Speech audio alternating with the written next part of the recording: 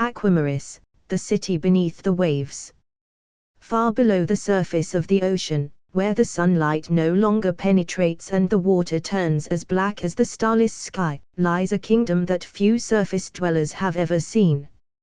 It is a place of unimaginable beauty and ancient magic, a hidden world known as Aquamaris, the city beneath the waves. Aquamaris was not a place one stumbled upon by accident. To reach it, one had to brave the vastness of the ocean and descend through layers of water so deep that even the mightiest sea creatures dared not swim there.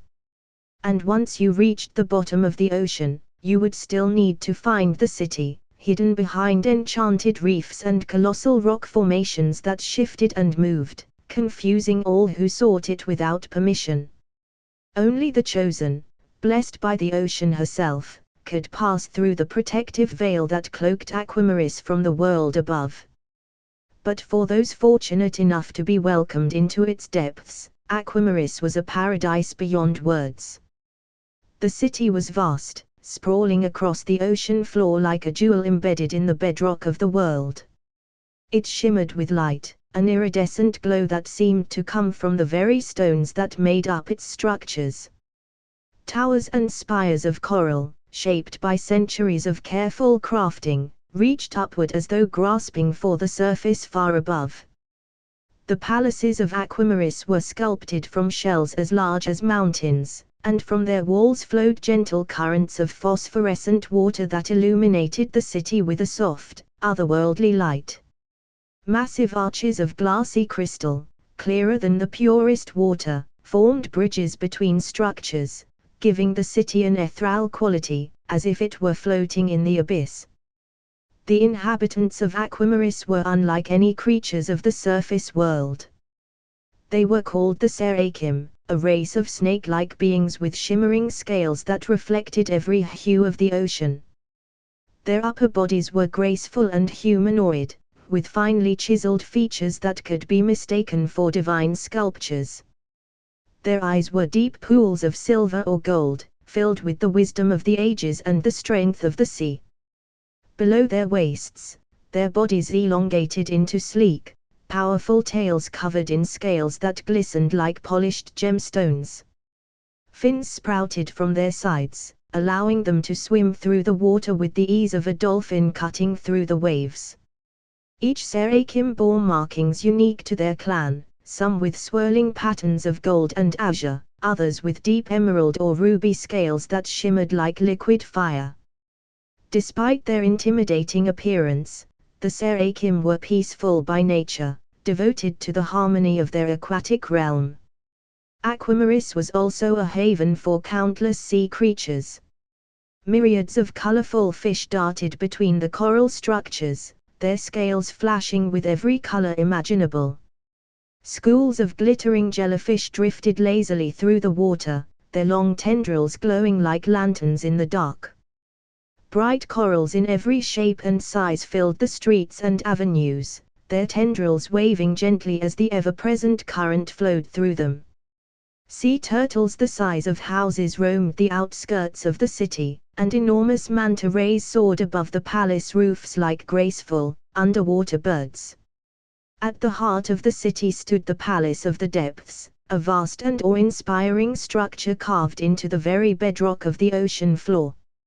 Its walls were made of a strange, gleaming material that seemed to pulse with life, reflecting the bioluminescent glow of the surrounding waters. The palace was home to the ruling family of Aquamaris, the Draconis dynasty, an ancient lineage of underwater dragons. The dragons of Aquamaris were unlike any dragon of the surface world. They were sleek and sinuous, their bodies covered in shimmering scales that reflected the deep blues and greens of the ocean. Long, flowing fins trailed behind them like banners, and their eyes glowed with an ancient, knowing light. The Draconis were not creatures of fire, but of water and magic. They could control the currents of the sea with a flick of their tails and communicate with every creature of the deep. They were as wise as they were powerful, and their rule over Aquamaris had brought centuries of peace and prosperity to the city. At the head of the dynasty was Queen Dracora, a dragoness of immense size and beauty. Her scales shimmered like pearls, and her eyes were a deep, ancient blue, like the darkest depths of the ocean. She was known not only for her power but for her wisdom and kindness, ruling Aquamaris with a gentle but firm hand. Beneath her rule, the city had flourished, becoming a beacon of peace in the chaotic world of the ocean depths. The Serakim worshipped the Draconis dynasty as their protectors and guardians, and for good reason. The dragons kept the city safe from the many dangers of the deep, the colossal sea serpents that prowled the abyss, the cunning leviathans that hunted in the blackness, and even the rare but deadly incursions from the surface world. Whenever Aquamaris was threatened, the Draconis dragons would rise from their palace and take to the water, their magic weaving through the ocean like a great tide, pushing back any threat that dared to challenge their domain. It was said that as long as the dragons ruled, Aquamaris would never fall. But there was one rule that had governed the city for as long as anyone could remember: surface dwellers were never to be allowed entry into Aquamaris. The surface world, with its greed, wars, and destruction, was considered too dangerous, too chaotic. Only a few had ever been invited to enter the city, those who had proven their loyalty to the ocean, those who had dedicated their lives to protecting the seas. For centuries, Aquamaris had remained hidden from the eyes of the world above, a myth whispered by sailors who claimed to have seen glimmers of its light from the depths. Yet despite the city's isolation, a prophecy lingered in the currents, passed down through generations of Serakim and whispered even among the Draconis. It foretold of a time when Aquamaris would be called upon to save not only the ocean, but the entire world, both the deep and the surface. When that time came, the gates of Aquamaris would open, and the Serakim and their dragon rulers would rise to meet the challenge. But for now, the city remained hidden, its beauty undisturbed, its harmony untouched by the chaos of the surface world. And those fortunate enough to call Aquamaris home swam through their coral streets and luminous gardens, knowing they lived in a paradise few would ever see. The currents whispered through the city, carrying tales of peace and prosperity, and the dragons watched over their kingdom with silent, vigilant eyes. Aquamaris thrived in its watery depths, a perfect world ruled by wisdom and magic, awaiting the day when it would once again be called upon to rise from the deep. The life of Aquamaris was a symphony of constant movement and quiet beauty, where the rhythm of the tides shaped the passage of time and the deep currents whispered secrets only the ocean could know. Life here was an intricate dance, woven with countless subtleties and delights that set it apart from any other place in the world. To live in Aquamaris was to exist in harmony with the ever-changing ocean, to embrace the delicate interplay between the creatures, plants, and unseen forces that governed the deep. Underwater nature and flora. Beneath the shimmering towers of Aquamaris, the seabed was alive with a thriving ecosystem of plant life that stretched far beyond the imagination of any surface dweller. While the corals formed the foundation of the city, providing both structure and protection, it was the diverse array of glowing plants that gave Aquamaris its ethereal, dreamlike atmosphere. Throughout the city, vast gardens of underwater flora grew in abundance. Tall, sinuous kelp-like plants swayed lazily in the gentle currents, their long tendrils reaching upward toward the faraway surface. Each of these plants had its own soft glow, some a pale blue, others a deep green, and still others a warm, golden hue that seemed to mimic the light of the sun. These glowing plants were used by the inhabitants as natural lamps, their light gentle and ever-present. Instead of flickering flames or cold, mechanical lights, the homes and palaces of Aquamaris were illuminated by this bioluminescent flora, casting a soft, comforting glow throughout the city. The Serakim nurtured these plants with great care, understanding that the light they provided was a gift from the ocean itself.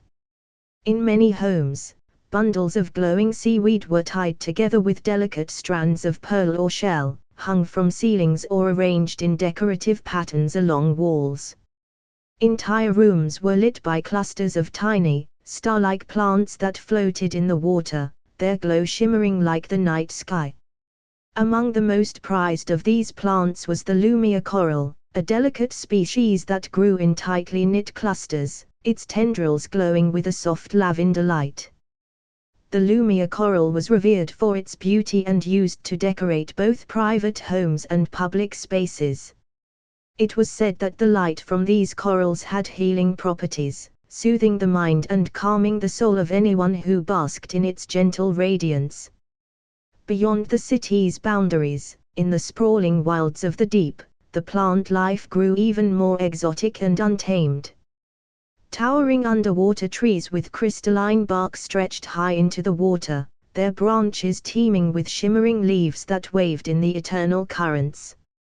Vast fields of glitter grass, a silver-hued underwater plant, covered the ocean floor in places, sparkling like diamonds when the light from nearby plants struck their delicate blades.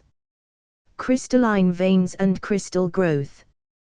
Perhaps one of the most enchanting and unique aspects of Aquamaris was the abundance of crystalline veins that crisscrossed the seabed, threading through the earth like veins of magic. These veins were composed of a substance known only to the serakim as azure crystals, a rare and mysterious form of crystal that seemed to grow directly from the bedrock itself. The azure crystals were unlike anything seen on the surface. They glowed with an internal light that shifted and changed with the movement of the water around them. Some glimmered a brilliant blue, while others shimmered with the colors of the sunset, hues of orange, pink, and violet blending together in a dazzling display. In certain places, these veins of crystal were so dense that they jutted from the seabed like great spires, creating entire crystal forests that towered over the city's outskirts. The serakim harvested these crystals carefully, respecting the natural balance of their world. They used the azure crystals in everything from art to architecture, weaving them into their homes and palaces, where they refracted the light from the bioluminescent plants and filled the city with a constant shimmer. In some places, the crystals grew in such abundance that they formed natural arches and tunnels, their surfaces polished smooth by the constant movement of the water. The most sacred of these crystals, known as aurorit, was used in the construction of the Palace of the Depths itself. These rare crystals glowed with a faint, golden light, and were said to be imbued with the magic of the Draconis dynasty. It was whispered that the dragons themselves had brought these crystals from the deepest trenches of the ocean, where the weight of the sea crushed all but the strongest materials. Only the aurorit could withstand such pressure, and it was from these crystals that the throne room of the Draconis dynasty was made. Fauna of Aquamaris, outlandish creatures and talking fish. The animals of Aquamaris were as diverse and wondrous as the plant life. Though many of the sea creatures were familiar to surface dwellers, brightly colored fish, graceful turtles, and glimmering jellyfish, the waters of Aquamaris were also home to a host of outlandish and magical beings found nowhere else in the world. Chief among these were the Aquaneri, a species of fairy tale mermaids who dwelled in the grottos and caves surrounding the city. Unlike the traditional mermaids of surface lore, the Aquaneri were beings of pure magic, with flowing hair made of liquid light and scales that shimmered with the colors of the dawn. Their voices were like the song of the ocean, beautiful and haunting, capable of calming the fiercest of storms or luring unsuspecting creatures into their embrace. They were tricksters by nature, playful and mischievous, but they were also deeply loyal to Aquamaris and would defend the city with their lives. The Aquaneri were close companions to the serakim, often serving as advisors or messengers to the ruling family. Some believed that the Aquaneri were descended from the same magic that gave birth to the Draconis dynasty, their powers tied to the ancient forces of the ocean itself. But perhaps the most curious inhabitants of Aquamaris were the tailing fish, small, vibrant fish that possessed the ability to speak. These fish, no larger than a human hand, swam in schools through the city's waterways, their scales glimmering like jewels. They were known for their sharp wit and love of gossip, and their conversations could be heard echoing through the water as they flitted from one part of the city to another. While the tailing fish were often humorous and light-hearted, they also served an important role in the city, acting as informants and messengers, their small size allowing them to travel quickly and unnoticed through even the narrowest crevices of the city's architecture. The tailing fish had a special relationship with the serakim, often forming lifelong bonds with individual members of the race. These bonds were symbiotic, with the serakim providing protection and guidance, while the tailing fish offered companionship and their vast knowledge of the ocean's currents and secrets.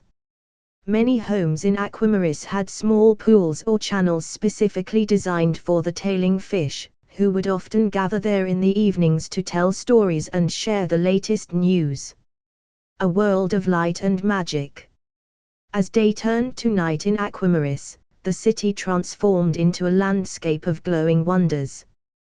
The bioluminescent plants, the crystalline spires, and the gentle light of the azure crystals all came alive in the darkness, casting a kaleidoscope of colors across the city. It was a place of peace and beauty, where the delicate balance of life was maintained through the wisdom of the Draconis dynasty and the harmony of its inhabitants. For the serakim, life in Aquamaris was not simply about survival, but about existing in unity with the ocean and the magic that permeated its depths. It was a life of wonder, where every day brought new discoveries, new creatures, and new stories to be told. In this deep, hidden realm, the inhabitants of Aquamaris thrived, their city a jewel of the ocean, untouched by time and untainted by the chaos of the surface world. They lived in peace, watching over the ocean and awaiting the day when they would be called to rise from the deep and share their wisdom with the world above. One quiet, sunless day in Aquamaris, deep in the labyrinthine caves far beneath the city, something ancient stirred. The water trembled faintly, a ripple of energy that only those most attuned to the ocean's magic could feel. At first, the serakim thought it was nothing, just one of the countless tremors that passed through the ocean's floor from time to time. But as the days went on, the tremors grew stronger, and a low, ominous hum began to vibrate through the water, coming from the distant depths. The kraken, long thought to be nothing more than a legend whispered among the oldest serakim, had awoken. For centuries, the stories of the kraken had been told in Aquamaris, of a monstrous, ancient being slumbering in the darkest recesses of the ocean's caverns. Some said it had been put to sleep by the Draconis dynasty themselves after it had rampaged through the seas. Others believed it had come from an even older time, before Aquamaris was founded, and that its awakening would herald great changes in the ocean. When the kraken finally emerged from its cavernous resting place, it did so with a slow, deliberate rise, its massive form shifting the currents in the deep. The first sight of the creature was enough to strike awe and fear into the hearts of even the bravest serakim warriors. It was a colossal, tentacled beast, larger than the greatest of whales, its skin a deep, shifting black that seemed to blend with the darkness around it. Its vast body was covered in rough, ridged flesh, and its many tentacles were lined with rows of glistening suckers, each one larger than a serakim's head. At its center was a massive, bulging head, crowned with curling, ancient-looking horns. Its eyes, glowing with an eerie, bioluminescent green, were vast and intelligent, each as large as the biggest crystal spires of Aquamaris. These eyes seemed to hold the weight of the ages, as though the kraken had seen the rise and fall of civilizations from its hidden lair. Its beak, sharp and powerful, jutted out from beneath the many layers of its tentacles, capable of snapping through the toughest coral or crushing stone. The creature was a living force of nature, an embodiment of the untamed ocean itself. As the kraken began to rise closer to the city of Aquamaris, the currents shifted wildly, pulling and pushing in unpredictable patterns. The normally calm waters surrounding the city grew turbulent, churning with powerful eddies and whirlpools. The Serakim were thrown into a panic, uncertain of what this awakening meant. Many believed the kraken would destroy them all, devouring the city in its fury. Even the Draconis dynasty felt the weight of the kraken's presence in the depths. Queen Dracora, wise and powerful, knew that to face the kraken in battle would be a mistake. She could feel the raw power of the creature, a power even the dragons of Aquamaris would struggle to defeat. But Queen Dracora also sensed something else, a deep, ancient sadness radiating from the kraken, as if the creature had awakened not out of malice but out of loneliness, drawn to the vibrant life of Aquamaris after untold centuries of isolation. It was this feeling that guided Queen Dracora's decision to confront the kraken not as a foe but as a potential ally. The meeting with the kraken. Accompanied by a small group of the most skilled Serakim and her own kin, Queen Dracora swam to the edge of the city, where the sea floor dropped into a yawning abyss that led to the kraken's ancient dwelling. The water was thick with tension, the currents pulling in strange, twisting patterns around them, as though the ocean itself held its breath. As the kraken emerged from the abyss, its vast, tentacled form unfurling like a slow storm, Queen Dracora raised her voice in the ancient tongue of the sea, a language known only to the dragons and the oldest creatures of the ocean. Mighty One, she called, her voice reverberating through the water, we come not as enemies but as those who seek understanding. We know of your great age and power, and we offer you peace. The kraken's glowing eyes fixed on her, and for a long, harrowing moment, there was only silence. Then, slowly, with a deep rumble that echoed through the seabed, the kraken responded. Its voice was like the grinding of stone and the rushing of great waves, but it was clear and deliberate. I have slept long, but I remember the world before your city. I was feared, hunted, driven into the depths. Why should I trust you, child of dragons? Queen Dracora, undeterred by the creature's massive presence, swam closer, her shimmering form illuminated by the bioluminescent plants surrounding her. The world has changed, she said. We no longer seek to conquer the deep, but to live in harmony with it. You are part of this ocean as much as we are. Join us, and you will no longer be alone. The kraken studied her, its great, green eyes narrowing. It seemed to sense the sincerity in her words, the offer of a new beginning.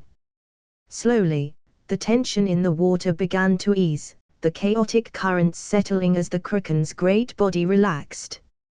You speak wisely, Dragon Queen, it rumbled. I have seen many things, and few have spoken to me without fear. Perhaps, we can find peace.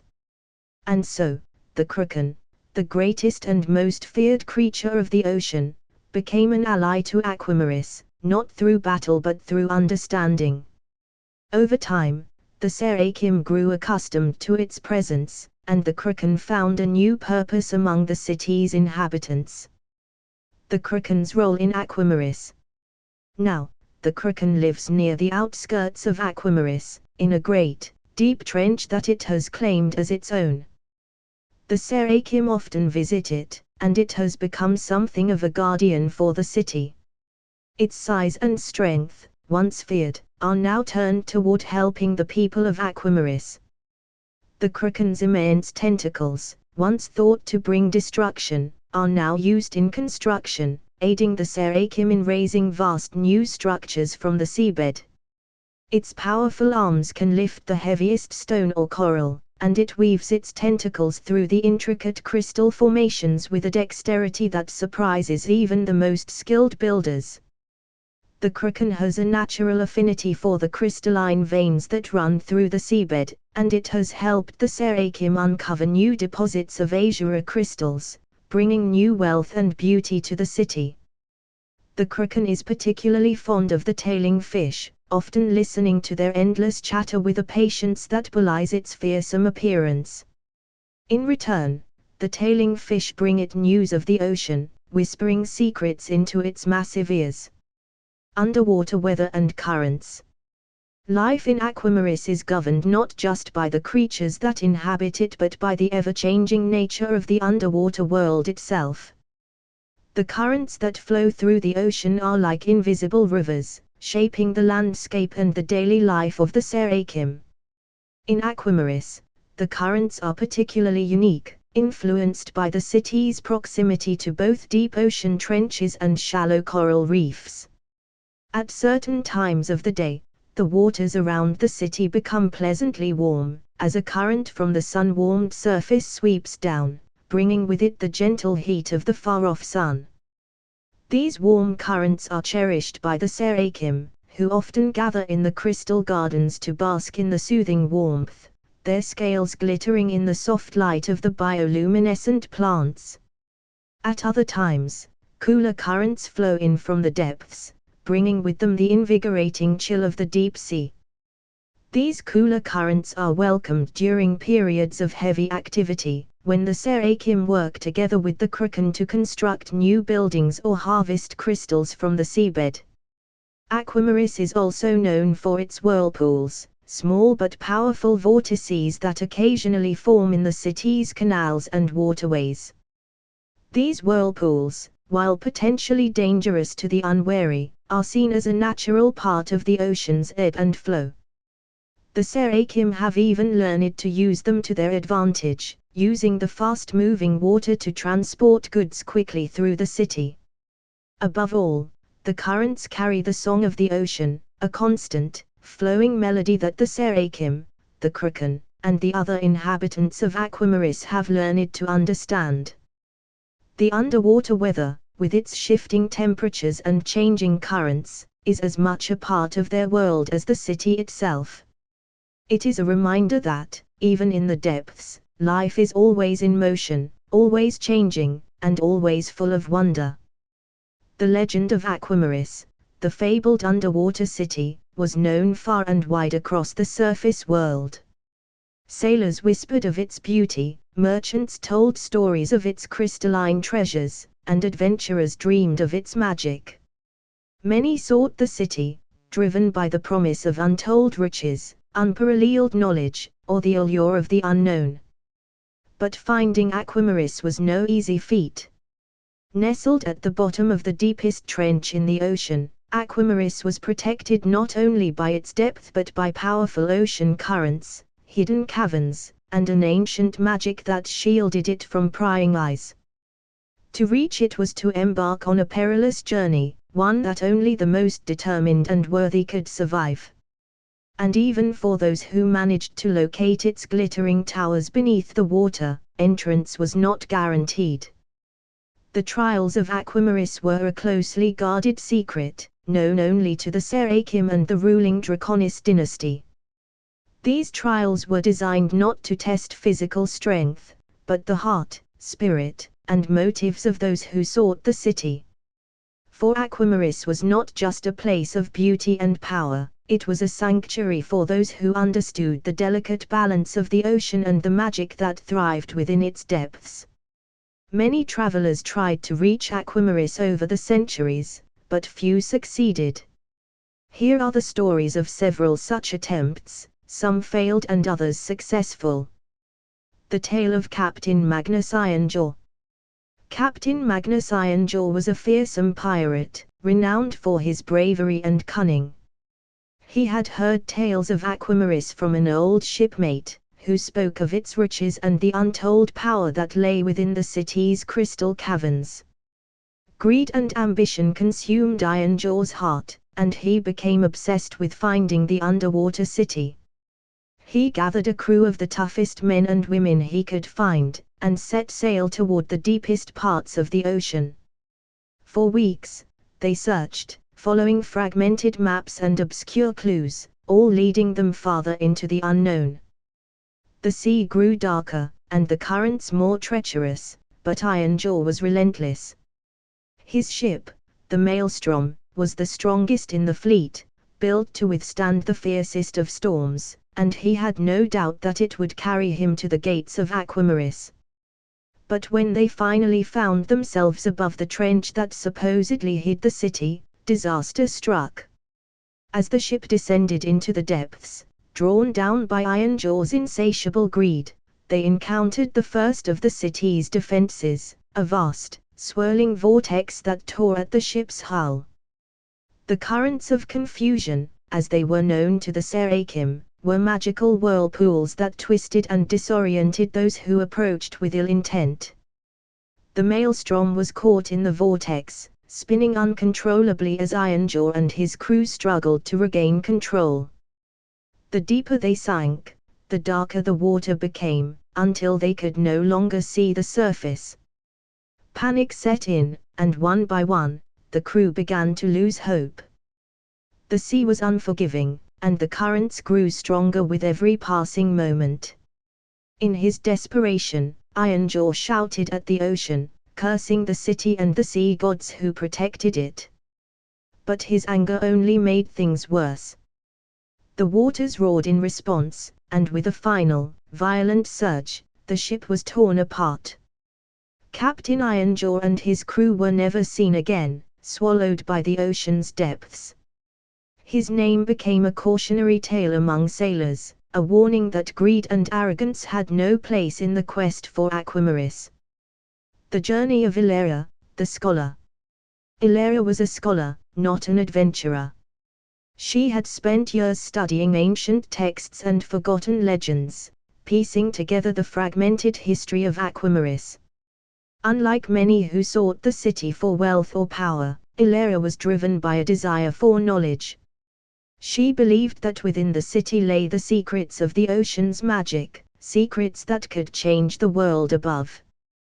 With her careful research, Ilaria was able to pinpoint the general location of Aquamaris. She set out alone, equipped only with a small submersible craft and her vast knowledge of the ocean's currents. The journey was long and perilous, but Ilaria was patient and cautious, respecting the power of the ocean. When she finally reached the trench where Aquamaris was hidden, she felt the magic of the place immediately. The water was different here, thicker, more alive, as if the ocean itself were watching her. She knew that she had to prove her worth, to show that she sought the city not out of selfishness, but out of genuine curiosity and respect. As her submersible descended, Ilaria encountered the first trial, the Veil of Silence. The ocean around her grew still and silent, cutting her off from the outside world. Her instruments stopped working, and her communications with the surface were severed. It was as if she had been plunged into a void, with nothing but the oppressive weight of the ocean pressing down on her. But Ilaria did not panic. She had studied the legends, and she knew that this was a test of resolve. She closed her eyes and focused on her breathing, calming her mind and allowing herself to become one with the water around her. Hours passed, and still the silence persisted. But Ilaria did not falter. She waited, patient and unwavering. Eventually, the silence lifted, and the waters around her began to glow faintly. She had passed the first trial. As she descended deeper, the glow intensified, and soon she saw the shimmering lights of Aquamaris in the distance. But before she could approach, she was confronted by the second trial, the mirror currents. These currents reflected her deepest fears and desires, twisting them into illusions that threatened to overwhelm her. Visions of lost knowledge, forgotten treasures, and the ghosts of those who had failed before her swirled around her, tempting her to stray from her path. But Ilaria's mind was strong. She had come for knowledge, and she would not be swayed by illusions. With a steady hand, she guided her submersible through the swirling currents, focusing on the truth and ignoring the temptations around her. When she finally emerged from the currents, she was greeted by the majestic gates of Aquamaris. The Serakim, impressed by her resolve and purity of heart, welcomed her into the city. Illyria was one of the few surface dwellers to ever set foot in Aquamaris, and she spent the rest of her days studying the wonders of the city, uncovering secrets that had been hidden for millennia. The attempt of Garrick Stormrider. Garrick Stormrider was a legendary treasure hunter, known for his daring exploits and unshakable confidence. He had braved the frozen wastes, battled sea monsters, and uncovered ancient relics long thought lost. When he heard the tales of Aquamaris, he knew it would be his greatest challenge yet. Armed with the best diving equipment and a crew of loyal adventurers, Garrick set sail for the deep. Unlike Captain Ironjaw, Garrick's intentions were not entirely selfish. He sought the city for glory and adventure, but he also respected the legends of the ocean. However, respect alone would not be enough. As they descended into the trench, Garrick and his crew encountered the currents of reflection, the third trial. These currents forced those who entered to confront their true selves, their flaws, their fears, and their deepest regrets. Garrick, ever the bold and brash leader, believed he could overcome anything. But the currents revealed to him the guilt he carried from a past expedition, where a reckless decision had cost the lives of several crew members. The weight of that guilt, magnified by the power of the currents, became too much for Garrick to bear. His confident facade crumbled, and he found himself paralyzed by doubt. His crew, seeing their leader falter, lost hope as well. The currents, sensing their weakness, grew stronger, pulling them away from Aquamaris. Though Garrick survived the ordeal, he was never the same. The quest for Aquamaris had broken him, and he returned to the surface a shadow of his former self. He spoke little of what he had seen, but his failure served as a reminder that Aquamaris was not a place for the unworthy. The success of Cyrena the Dreamer. Cyrena was a dreamer, an artist who had always been drawn to the sea. She had no desire for riches or fame, she simply wanted to see the beauty of Aquamaris for herself. Her heart was pure, and her love for the ocean was deep and genuine. When she set out on her journey, she brought nothing with her but her love for the sea. She swam alone, guided by her intuition and the songs of the ocean's creatures. The trials of Aquamaris recognized the purity of her spirit, and the ocean itself seemed to part before her, guiding her gently through the challenges that had claimed so many before her. The veil of silence did not frighten her, she welcomed the stillness and let herself drift, listening to the quiet hum of the ocean's heart. The mirror currents showed her visions of her deepest desires, of the beauty and wonder she sought, and instead of being tempted, she smiled, knowing that she had already found what she was looking for within herself. When Cyrena reached the gates of Aquamaris, the Serakim greeted her with open arms. They saw in her a kindred spirit, someone who understood the magic of the ocean and the delicate balance of life that sustained it. Cyrena became a cherished guest in the city, and her art, inspired by the wonders of Aquamaris, became famous both within the city and among the surface dwellers.